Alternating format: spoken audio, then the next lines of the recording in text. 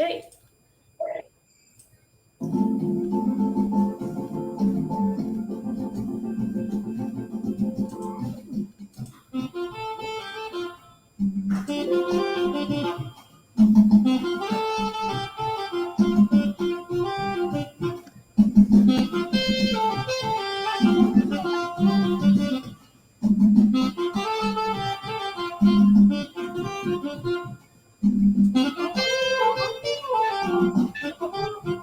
Thank you. I see somebody has joined us already. Say hello. I see two people joined already. Yes. Okay. Welcome. Say hello so that my guest and I can know who is here.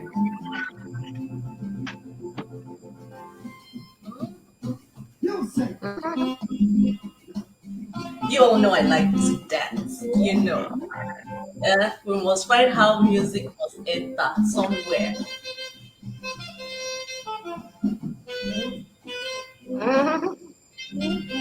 Oh, that's what it is.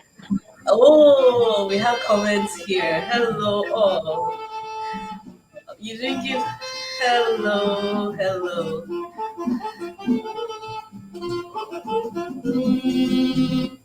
Okay, hello everyone. I can see here. Okay, all the Facebook users. It's such a pity I can't see your name. Okay, that's what's to call our Wale. Is that okay? Thank you for joining us, Mr. Olatubosu. It's such a great pleasure to have your wife here today. We are so honored. So thank you for joining us. Okay, hello. I love your hair. Is it mine or my guest? Okay, I give it to my guest. It might be my guest. I love her hair too. She's always looking elegant. Always looking elegant. Thank you everyone for joining us. Thank you. All Thank right. you. So without wasting any second, because it is such a privilege to have my guest in today, I want to I'll let her introduce herself, but how I met her is on a personal note.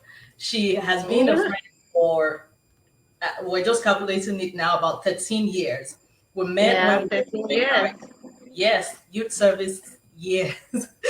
That was when we met. We met through a mutual friend who is a great, wonderful person. She's one of the admins of this member.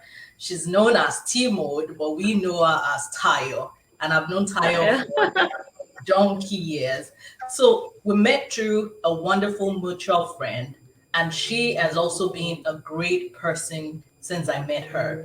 And talking about children's mental health, and knowing that she owns a school, um, I just thought she will be a right person to bring on board to answer some questions and to let us discuss how school setting or how what are teachers doing and the impact of school on children's mental health. And thankfully she was able to accommodate hours in our schedule to be Oh, here today. please. So welcome, Becca. Welcome. It's such a pleasure to have you here. Please introduce yourself to our Thank guest. you. Thank you very much. My name is Feintola Olatowasu. Like you said, we've been friends for a while now. I run a school in Akwa Ibom State, and I've been working with children for a number of years now. I'm married to Dr. Kalawale Olatowasu. Accidentally, is on this live show. So I'm excited to be here, really, and to share my experience so far with working with children. Okay. Thank you for having me. So you're most welcome. You're most welcome. So now, as an educator, putting you, we'll just say it as an educator and me being on the clinical side here, I want to know what does children's mental health mean to you? Okay, without trying to make it complex, for me, children's mental health is basically just their well-being, their emotions, behavior, character, attitude, everything that involves growing up, for them reaching developmental and emotional milestones. Everything that concerns children and their growth has to do with their mental health. Good. I'm glad So you I don't know, drew. can I go on? Yeah, go on. If you want to say more about it. All right. So, I'd like to just take three things. Number one, children, from my perspective in a school, children are little humans. They have their feelings, they have the desires, will, they have what they like, because people naturally, take things over children's head. They don't consider them as humans who make decisions on their own. So for me, I think knowing that children are to be treated almost like an adult. Number one. Secondly, children are like blank sheets, and it is whatever you put there that they give back to you. Teaching about values, morals, things like that. You need to take time to put it in there. They don't just wake up Sunday and they know what they're expected to do. So when you have that mindset, you put conscious effort into trying to guide them to do the right thing. And lastly, children don't just change. They don't just have character change. You've had to work with a number of children for a year, for a few years. You know how a particular children behaves, and then 2 3 years into the relationship, you notice suddenly this child wake up and start misbehaving, doing some things. Definitely, there's something going on there. Your first reaction shouldn't be like trying to put the child down, shout down on the child. You need to get to the root of the matter. So for me today, I just want to state it that these are the things you should consider when you're thinking of their mental health. They have their intentions, they have things they love doing, and you should always give that to them. And also, you should put conscious effort into guiding them so that they can give you back what you want them to be. You're right. You're right. And something it's like something is echoing. I'm not sure if it's on my end or your end. Oh, it's not clear. No, no, I can just hear myself back. But anyway, so all right. So you made excellent points. In fact, you went deeper than what I was expecting, and you gave us some nuggets already. This is a tip of the iceberg for today. Um, yeah. So saying it simply to mental health of the children, like you said, they are mini human beings. They are human beings as well, just in the small size. So that means children have feelings. So that means children also have their own thoughts. And it also means that they behave in certain ways, either based on their thoughts, on feelings, or some other things going on, in their body. For some children might have just neurodevelopmental disorders and they're not able to catch up or process some things. But these three things that we talk about for adults, feelings, behaviors, and thoughts, the same thing happens for children. And um, the two places they are most of the time are at home, are in school. So Yeah. with all that you've said, now can you tell me, being someone running a school, how do you cater to the psychological needs of children in a school environment? Okay. A school environment, first of all, should be a solace to children. Should be a place they look forward to coming. That being established, our teachers are trained daily to ensure we maintain a serene environment, a warm environment for children. Now, talking about teachers, these are the people working with children. They need to be also in a good mental state. You don't give what you don't have. So we That's focus a on their very, health. very important point you made. And I'm glad you raised that point That's even true. at this point. Please go ahead. Okay, so first of all, we try, to train the teachers to know what to do, to be okay. And of course, we cancel from time to time. We try to make the school environment very conducive also for teachers. We want them to look forward to coming to work and also to working with children.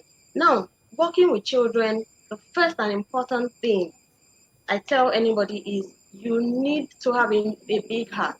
You need to love them genuinely. Do you know how difficult it is to even love somebody else's child? You know, how much more, I mean, your own child, sometimes they do some things, you're upset, you want to smack them, and now another child is coming and behaving. You get, so you need to first of all put love in place. Love them, and then be their friend. A child will always warm up to you and open up to you if that child feels safe and thinks, oh, this teacher is my friend. One of the things we do rote learning, of course, rhyme, a Montessori, we use Montessori approach in school. So we do a lot of rote learning, rhymes, activities, and all. So when we have any of those activities, teachers are expected, to be at the level of the children. You're singing a poem, you're rolling on the floor with them. That way they see you as a friend. They want to come to school. They look forward to seeing you as their teacher. Oh, I want to see my teacher today because you are open to them. Then also conversation. Do you know we take children for granted a lot? I don't know why. Let me give you a classic example. We had a program recently and we were working with the children. We came out, everybody were shy in the garden trying to start. And when I came out, I noticed they were packed together. And I'm like, COVID-19 protocol, we need to, space out. And the moment I said that, children teachers started moving the children like I said, no way, you don't treat people like this. First of all, what you do is you address them. Hello, beautiful children. You know what we're going to do now? We're going to spread out. So over time, we should learn that we should always talk. The conversation is very important. If you want to punish a child also or correct a child, of course, we correct children from time to time when they behave badly. But we tell you why you are being punished or corrected for something. So conversation is key when it comes to psychology. Sometimes when you talk to a child, you are trying to scold a child. The moment you sit that child down and you told him, "Oh, remember what you did the other time," and I warned you that you should not do this again. And this, because you're doing this again, I'm going to correct you right now. Sometimes some of them don't cry because they know, and you hear, I did something very bad. My child comes out to school, something, I did something very bad today, and my teacher, told me to go to the naughty corner. So conversation is key when you're working with children. Key. Also, building confidence in them.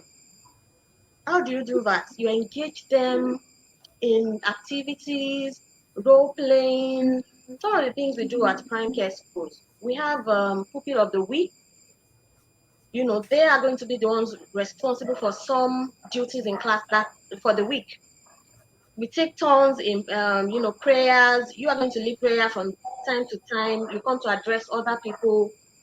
Over time, you are confident. You can talk to any adult. You can engage adults intelligently. So, talking about child psychology, you also need to put that as a factor. Oh, I'm trying to work with children. I'm trying to help their self-esteem, things like that. But Can I go on? I don't want to. yeah. So I was going to ask you. This is not typical in every school. So let's broaden the scope a little bit to what is happening. You and I, we both, grew up in the same kind of. We didn't go to Montessori schools, uh, Mm-hmm. but we were trained in that same environment. Thankfully, maybe things are getting better, but no, it's not even every child, or it's not all parents that can afford to put their children in a place where we have all this kind of things. But from the broader scope, how do you think that teachers, because, and that's why I said I'm glad you raised that point. And Dr. Kola Ole here also added, said, you cannot take care of children without taking care of those that take care of the children, the teachers. Very Correct. salient. And now, thinking about that, for mental health and psychology generally, do you think teachers need more training on the psychological impact of things, the psychological impact of things happening in school on children, or maybe how to even identify when something is going on with the child and they come to school with it. Should they be trained? I yes, I think teachers should be constantly trained. Like our school now, we do trainings every Friday. Children, teachers need to understand children. You cannot, okay, let me give you an example. There's a child in your class who probably is not doing well enough, and you cannot be in the classroom and you're talking down on the child. Some teachers try to do that, and over time, because of the trainings and all, Jasmine is very good. But Roland still struggles with. Roland is seated there. How do you think this child is going to process this information? So we try not to talk down on them. We try not to talk about them in their presence, especially if it comes to matters. One classic example also is there's this pressure that comes from parents from time to time. Oh, how come my child is this? How come my child is not writing yet? Pressure left, right, and teachers are trained to let a parent know, oh, children have different developmental milestones. Some of them will never do some things until they get to a certain age. 2-year-old, 3-year-old. For me, 3-year-old, that's when their fine and gross motor skills is developing. And over time, this child can start, spooning, activities like that, writing. But you go to school, a child is 2 years old, and you are putting pressure. How come my child has been in school for 6 months? This child cannot write number one. So a teacher is trained to know all this and to know how to address the parents. Oh, ma'am, you will need to be patient. Some of them, you see some 2 years old do some things that a 3-year-old cannot do. So it varies. Their developmental milestones vary. We don't pressure them. Some even right up to 4 years, they might not be writing. But I tell parents, if this child is not writing, this child does other things, can engage you intelligently, can recite their rhymes, can give back their definitions. So you cannot judge a child just by writing or one particular thing. So those are the things that we teach teachers, and of course Yeah. we now channel our energy into how to help that child build their fine motor skills, gross motor skills to achieve certain, you know, a particular to achieve writing or whatever you set, the goals you set for them. The goals are, yeah. Okay. So let's narrow down a little bit to mental health issues. A child is in school, it's just being unhappy, or a child is in school finding it difficult to stay focused in school, or a child is in school and just seem to be afraid all the time, or you just notice there's some things going on. Tell me what, I mean, first, have you experienced such in your school setting? Definitely, And two, can definitely. you tell me do you what are the processes you have in place to talk to the parents, and how do parents receive this kind of information when you tell them? Of course, not everyone, not every parent gives full disclosure. We have parents like that who comes forward to tell you, oh, my child is slow. I noticed from birth, this is what happened. We've had a few parents who actually opened up to us. Somebody, I remember a parent told, oh, my child has one kidney. Please, I want you to help the child not to get engaged in tedious activities. Another one, sometimes back, mentioned how they discovered the child is obsessed. The child is very active and wants to, like, play ball, do this, but we try because we are informed. So I sometimes tell parents, you need to give full disclosure so that we can work together. And I'm still coming to that. You need to collaborate with the school. We are both in it together. So there are cases like that where we realize a child is struggling with one thing or the other. First of all, we try to approach the parents. We try to make them understand you cannot pressure this child. I said something on my post. Your child's mental health is far more important than any grade.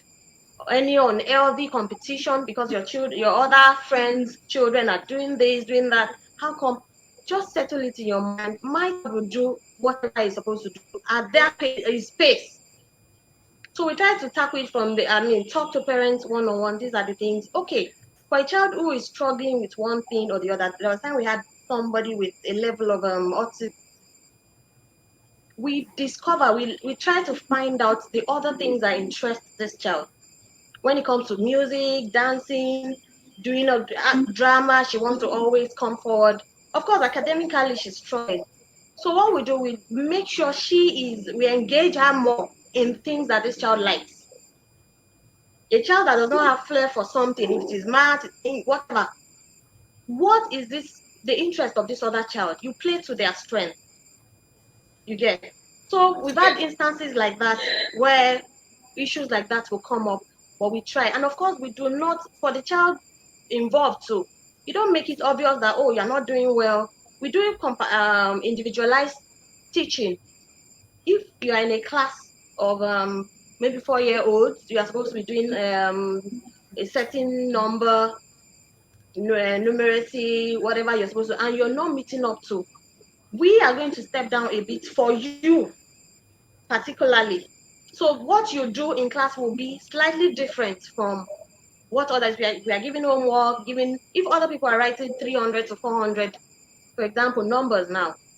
We are going to step it down to your level. Oh, you can only do 1 to 50.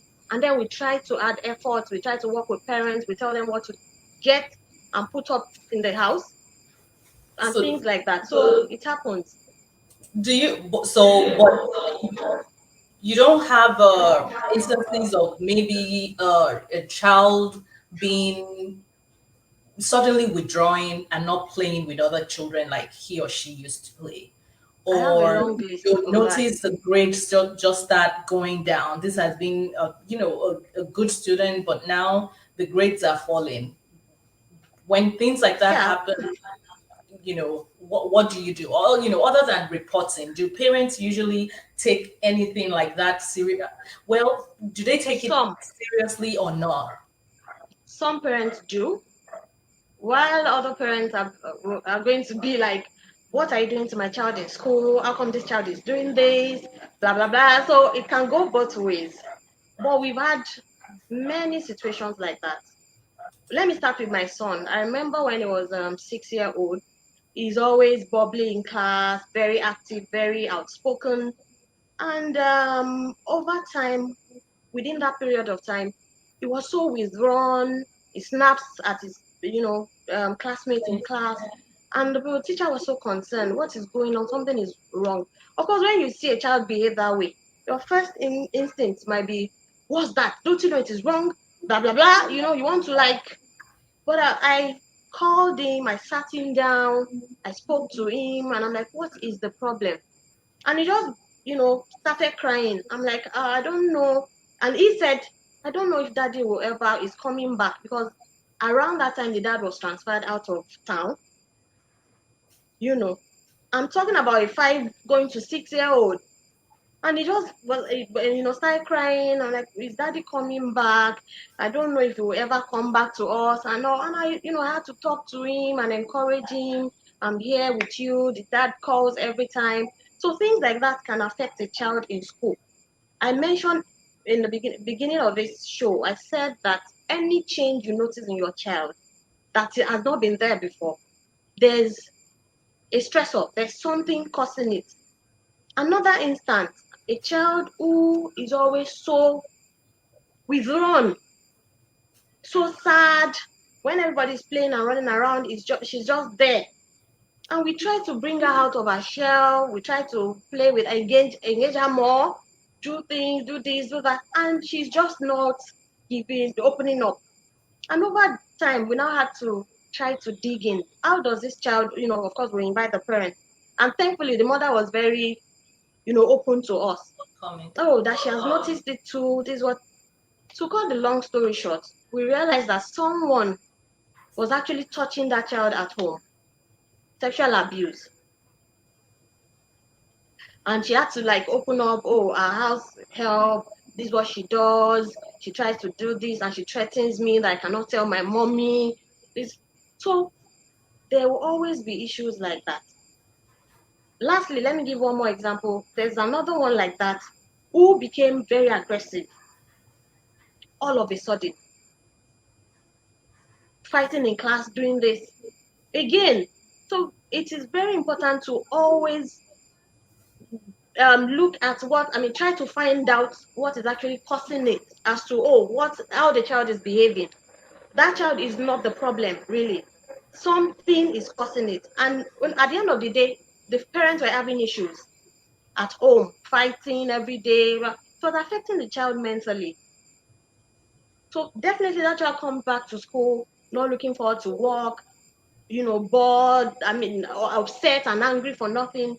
So it's really a big deal.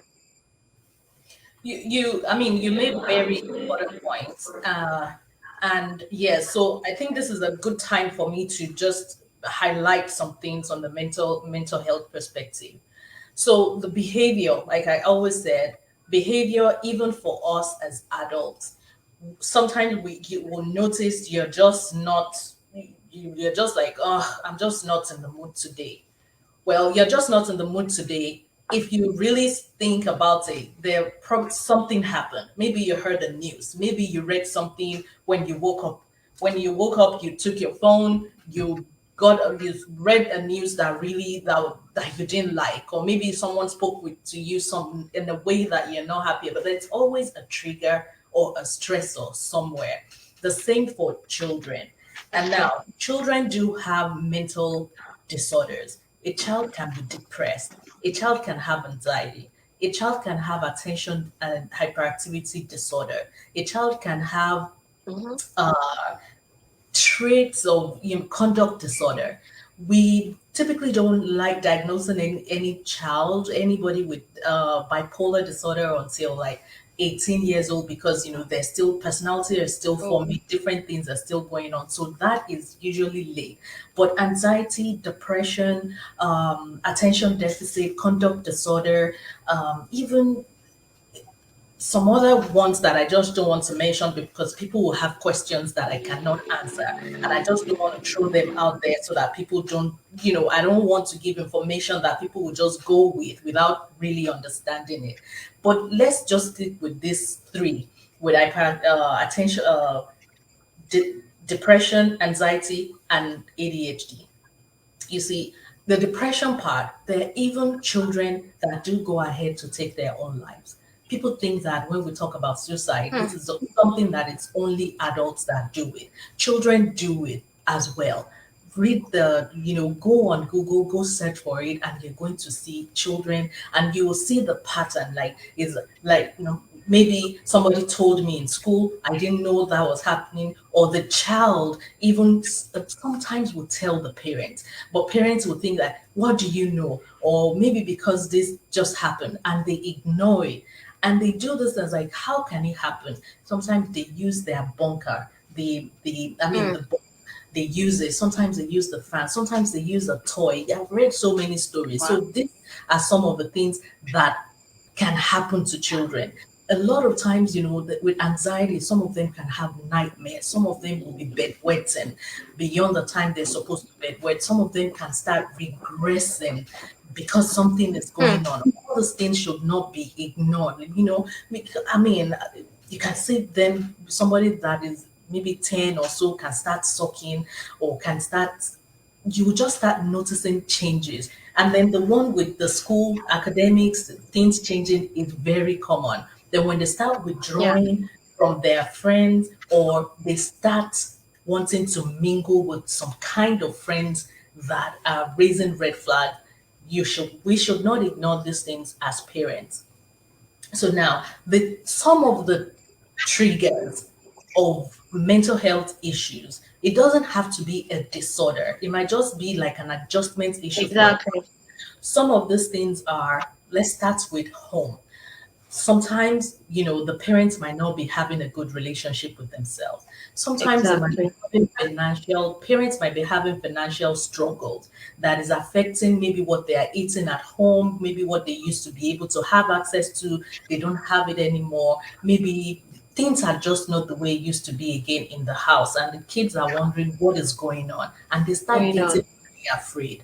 So that is one. That's another one. Another common one is when there's a major loss in the family. It might not even Mm, be a parent, it might be a grandparent, it might be an uncle, it might be something. But when there's a loss, because children don't really understand the concept of death yet, so it is one of those things that can really be troubling for children. But hey, when we're talking about it, like you said, how many times did you say, "Oh, uncle, this happened to this uncle. Let's see what are the things we're going to plan." We just inform them. They just see that we're planning stuff. They see that we're buying clothes, and the day has come. Everybody's going. We go. We come back. Nobody is taking time to explain what is going on to them. So that's mm-hmm, another trigger or stressor that can affect a child's mental health. Now, with the parents, another big major one for a lot of children is when the parents have to separate. Even something as small as a parent traveling for a long time, like in the case you shared with us, your own example, it is destabilizing for children, particularly when they're not told, when they're not explained to, this is what mm-hmm, is happening, I'll be mm-hmm. doing this and coming back. Oh, why? But why do you have to go? Because recently the same thing happened, and they're like every time, like, when is it coming back? When is it come back? So I made it a point that thankfully, we can do video calls now and stuff, but for some children, they don't Exactly. have that. So separation of parents or divorce, when they have to divorce, when the two parents have to actually leave, most times children think that it is their fault.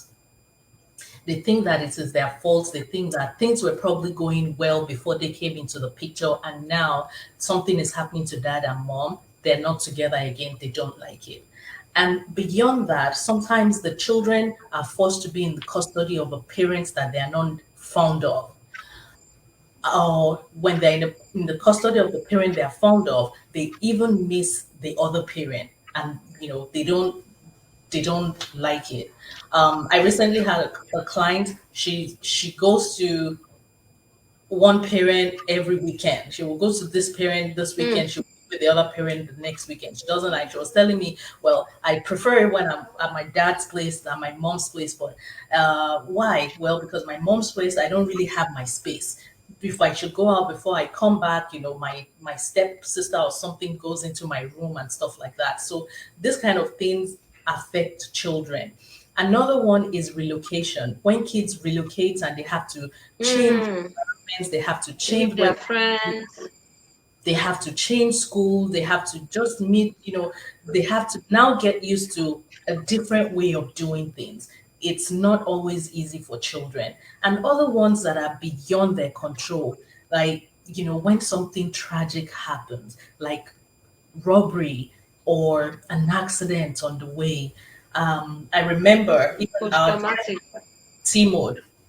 Tayo will tell you she's still finding it difficult to sleep well all night. She says it because there was a time they had, there was a Mm-hmm. wiring issue or something, and she was woken up. So every night, she feels that she's it's almost like at that time that it happened, she wakes up and it keeps affecting her sleep.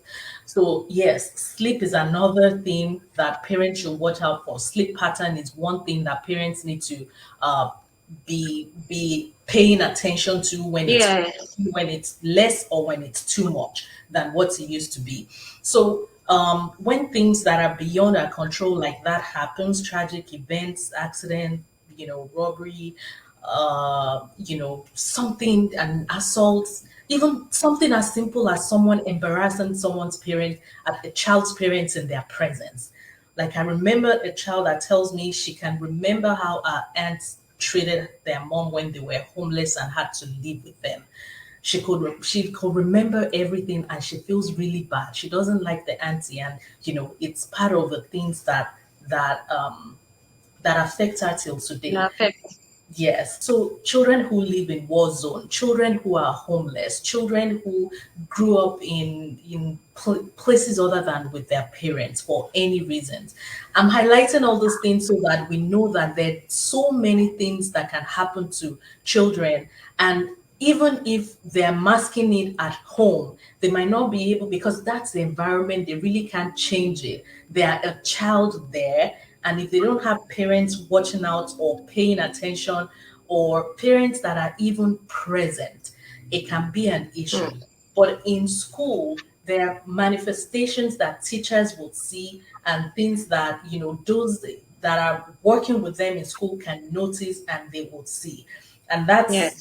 why we have that. We're thankful. I'm thankful that I have someone like you, running a school, and I'm hoping that you will be able to, I mean, at least you're setting the space, and I'm sure other school owners or proprietresses or proprietors are Mhm. doing. I hope they are putting more effort into this as well.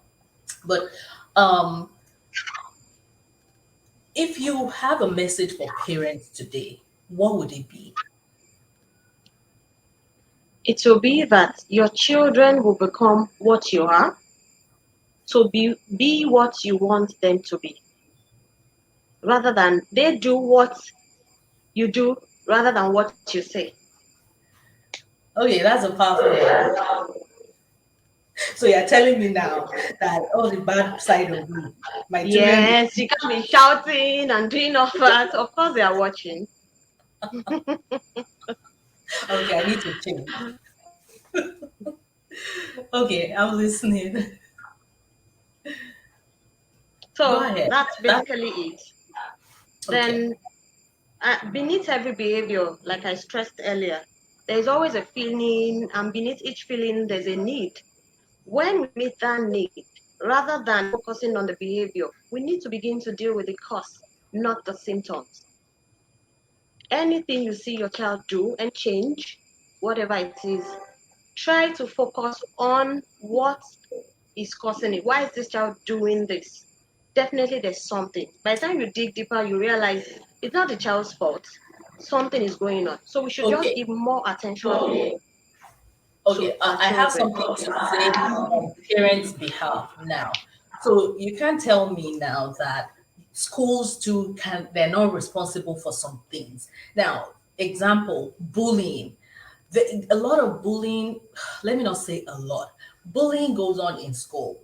I know that I mean, here, there's this little guy that started this body bench thing. I don't know if you know about body bench. A body bench is a bench that they have in a school. They just paint it, it's there. If you don't have a friend, or you don't have anybody to talk to, or you just don't have any people are not playing with you or something, you go sit on a body bench.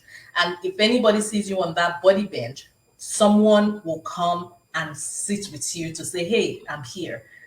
So because they know that they know that if you're sitting on that chair, it means you don't have a friend. As a body bench, I'm even telling my son that he should make it a project and do it in his school.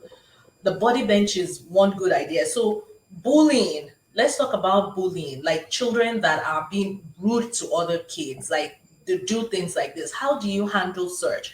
And you have two children here involved, the person bullying and the one that is being bullied. So how do you deal with both, typically with parents and even with these children?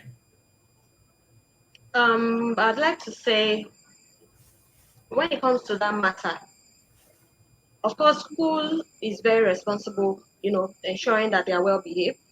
But I want to say that it's a 50-50 thing. There should always be a collaboration.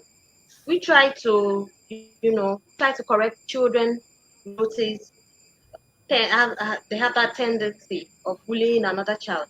We try to invite the parent, talk to them, correct the child in whatever way, give restrictions. Sometimes when you behave badly, you don't go for break.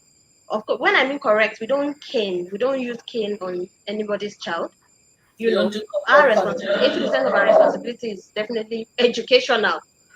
But more importantly, we try to engage the parent too. You have noticed that this child does this in the house, probably maybe beat other siblings, do that child is not just going to suddenly change. If we make our own effort, which we do, we also need a corresponding action from home as well. So there are children like that who we've noticed may have that tendency of bullying. In fact, I don't know if I should say this openly, but we've had to like withdraw a parent, I mean, give them back their school fees, and we're like, okay, take your child. What happened? You're always breathing down our necks, telling us we cannot tell your child to do this. A child is behaving, doing all sorts of things. And you'll be like, no, no, no, I'm paying fees. You cannot tell my child to face the wall. You cannot do this. I'm like, okay, God forbid that we're going to have a school where we're afraid to correct children and try to teach them what they're supposed to do. And we were just, after a while, we had to like invite the parents. I'm like, okay, for this reason and this reason, and we would not, because you know our school policies, we don't encourage bad behavior. And believe me, a child doesn't just wake up at 18-year-old and start bullying. It starts from early. And once you pick it, you get down to the child's level, try to talk to them. Of course, not every time, you don't have to beat a child every time. Some of them is just conversation. You tell them why it is wrong to do this. And I know that you're a good person. And before you know it, that child starts thinking about it and can change if you pick it early enough. So I believe, once we work together, we do our part and then you do your part, and we can achieve success together. Thank you. So one thing this instance you shared, this example, I spoke with another proprietress that told me that when you, well, not all the parents, that some parents, when you call them to tell them, hey, we noticed this, your child is behaving this way, or even in the instance of maybe kind of developmental delay, and you call them to say, hey, this child Mm-hmm. has developmental delay, after they've accommodated some things, to put things in place to uh, accommodate the child's, like you said, maybe some children need to go back, maybe they need to go back in their curriculum to help. Yes. He said the next thing is the child, the parents would withdraw the child from school and Yes, say, it hey, happens. It happens. it happens. Okay, so, well, maybe they just want to try somewhere, maybe they just want to try somewhere else because you're not putting it in enough effort, or because you're not, doing some things that you need to do. But I also want to share this with you as a school owner, and to everybody listening to me.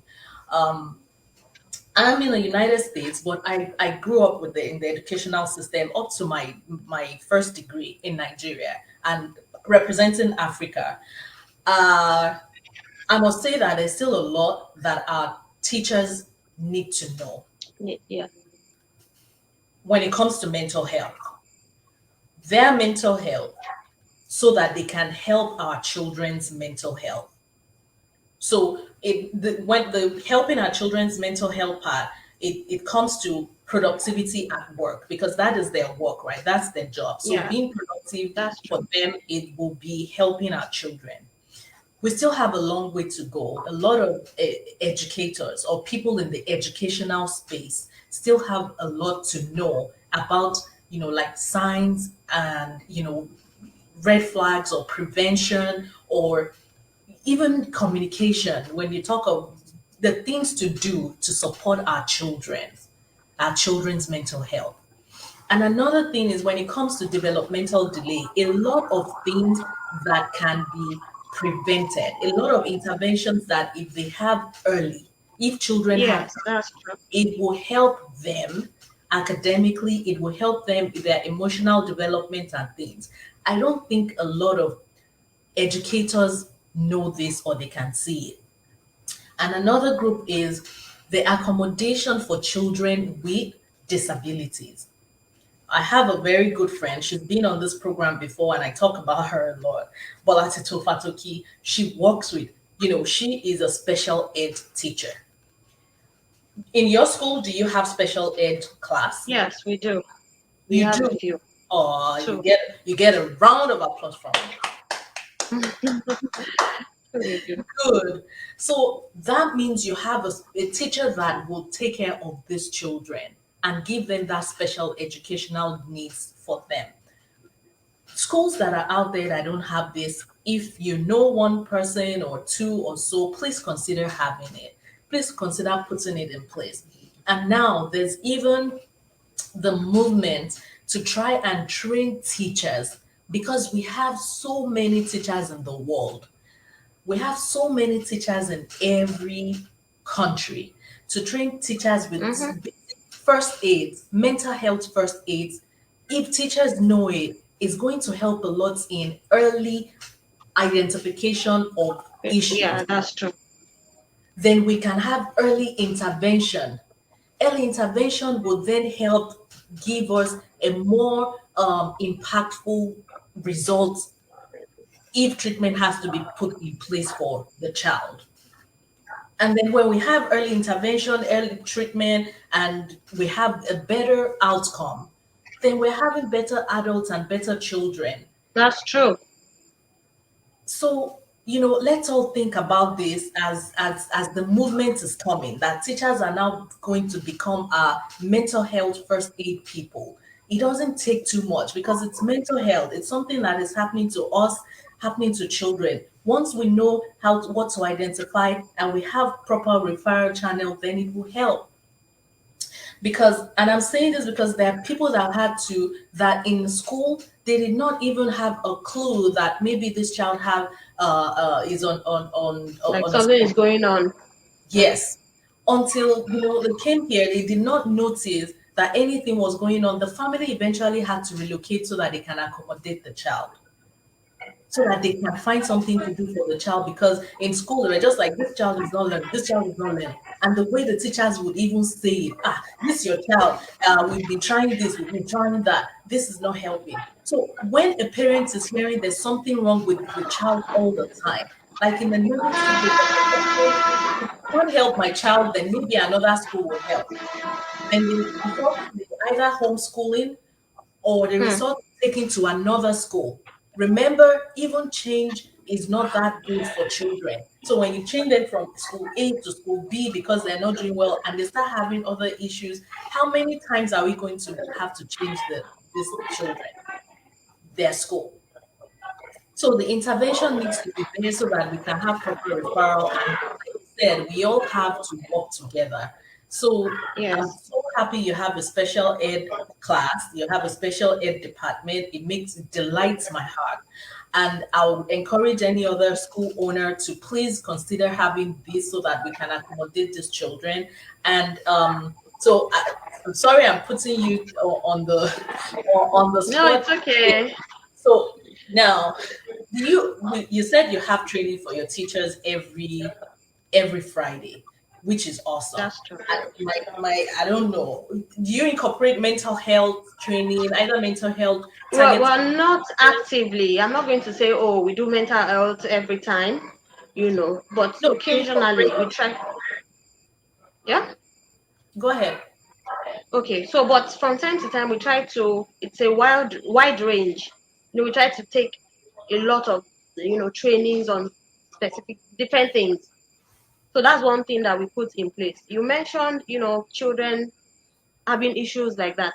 Most of our teachers, because they are trained already, when a child walks in, maybe for admission, 1 year plus, 2 years, the teacher can tell that parent if this child is ready, even from the way that child walks. They know they've been trained on, fine motor skills, gross motor skills. A child who is not balanced yet should not be encouraged to start writing.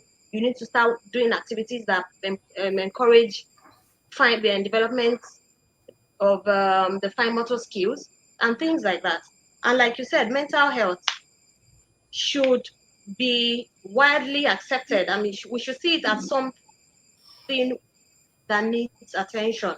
And moving forward, I'm taking something back today. I think it is very important that our teachers knows, the essence, the importance of it. So we move. We move. I know that I'm echoing somewhere, but anyway, thank you for taking that back. To everyone who is listening, to everyone who is watched, and everybody that, if you know someone that needs to listen to this conversation, please share it with them. It This is what you're doing when you share this with someone. You're impacting the life of someone, even if it's just one person's life or one family's life or a child's future. Because when we have the right information and we're able to put things in place for our children, it is a big deal. So please Sure. share this with someone that you know can help. And another thing I would just like to add is, it is not too bad if schools actually start putting programs that would invite teachers. You know how they have the end of the year party thing for Mm-hmm. kids to come and celebrate? You can just bring somebody to talk about mental health briefly, because the school is even a place that sometimes parents can have access to this information. You don't That's never true. know what parents are going through a lot as well. So the economic situation is there. So many things going on that parents have to do, that the only breathing space they even have is when the kids are in school. So having to know about mental health, some parents might even need to go have themselves checked out. Mm-hmm. And the school, their children's school, might be the place for them, that might be that place where they would hear it. Just like True. church might be the place where some people would listen to mental health. So school, even your child's school, might be a place where you'll hear it. It was at my child's school that I first saw the reality of children trafficking. Wow. They just invited us for, it was a project, it was a high school students project that they Okay. came to do, and it was in a daycare, my child's daycare.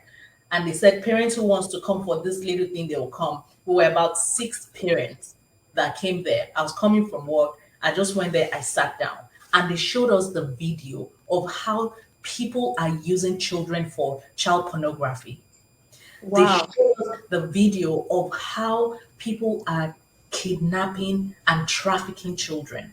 I saw it. I never paid attention to it. And I got this information from my child's daycare. School. Wow. What am I saying? If schools also have something, a midterm, a fun way to bring parents together in a relaxed environment, and maybe you tell them tips, maybe you're giving reports of what school is doing, and you put a mental health session, 10 minutes, 5 minutes of this, not even for children, even if it's just for adults, so that it won't be like you're talking about children or something.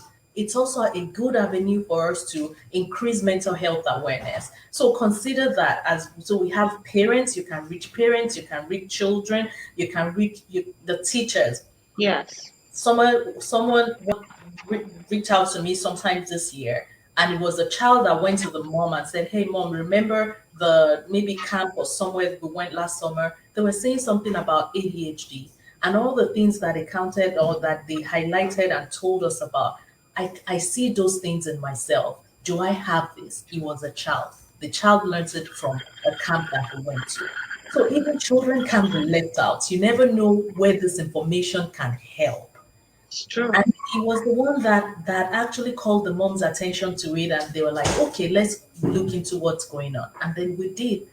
And then we talked about it, and with time we're able to make progress from there. So I'm just giving you different ways to increase this awareness for the well-being of our society. Mm-hmm. um yeah, the stigma needs to go away. It's very tough. I've been at this thing for, stigma is a very tough thing to fight, but I think we're gradually making progress. But if the progress is just going to be one life, one family Mm-hmm. at a time, that's what we're going to do instead of not doing anything. Mm-hmm. So anyway, I'll thank you so much for coming. I appreciate all the valuable information you've shared with us and all these experiences that you wouldn't have been able to share if you weren't running a school. Thank you so much. So I You're want you to have welcome. your last words with our guests, with our viewers before we say goodbye. I believe we've, said a lot of things. We've heard so many things, and definitely you're taking things back from this show. I am taking a lot back as well. So, nothing much. Just please be mindful of I said your children are little humans. Praise and play to their strength and ability. Thank you so much for having me on the show. I'm grateful. I like that. Praise and play to their abilities, right? Yeah. Thank you. All right, to all our viewers, thank you so much. We really appreciate you for joining us. We hope you've been able to learn one or two things. Okay, if it's just one thing, I'm so excited. So if it's two, I'm over the moon. So all right, I like to end with this. My mental health matters. What about yours? I'll see you next week.